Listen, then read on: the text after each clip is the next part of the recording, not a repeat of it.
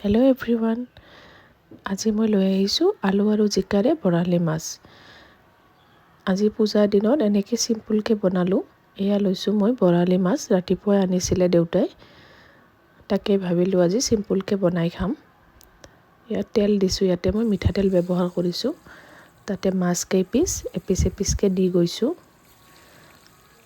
হালধি নিমখ সানি লৈছিলোঁ, লগতে মই অকণমান মিঠাতেল দিছোঁ মাছখিনি সানোতে।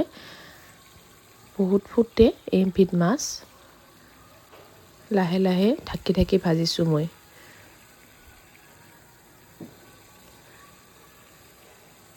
বেছিকৈ ভাজিব পৰা নাই কাৰণ ইমান ফুটি আছে। আৰু সেই তেলতে মই দিলোঁ পাঁচফোৰণ, অকণমান পিঁয়াজ, কেঁচা জলকীয়া দুটা। এইখিনি অলপ ৰঙচুৱাকৈ ভাজি ল'ম। ইয়াতে মই কাটি ৰখা জিকা আৰু আলুখিনি দি দিলোঁ। এনেদৰে ভালদৰে লৰাই দিম।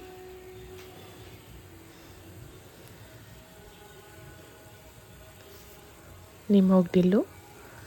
আপোনালোকে নিমখ হালধি সোৱাদ অনুসাৰে ল'ব। হালধিও দি দিলোঁ। এতিয়া আটাইখিনি ভালদৰে লৰাই ঢাকনি লগাই দিম।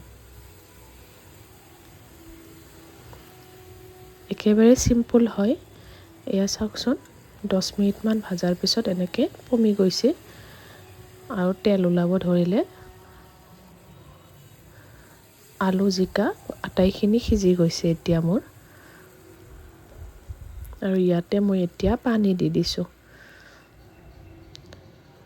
আপোনালোকে যিমানখিনি জোল বিচাৰে নিজৰ হিচাপ মতে দি ল'ব পাৰে। আমি 4 জনৰ হিচাপত মই তেনেদৰে বনাইছোঁ।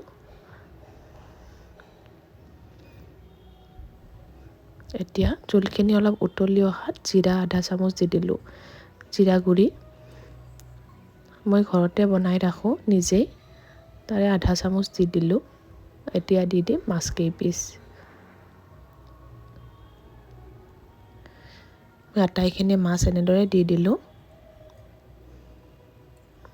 এতিয়া প্ৰায় 10 মিনিটমান সময় এনেদৰে উতলি থাকিব দিম।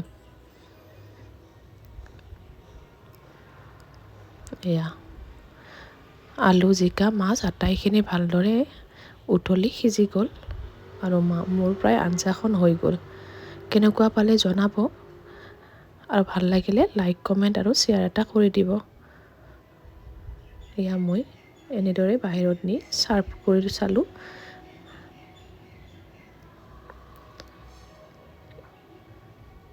Thank you for watching.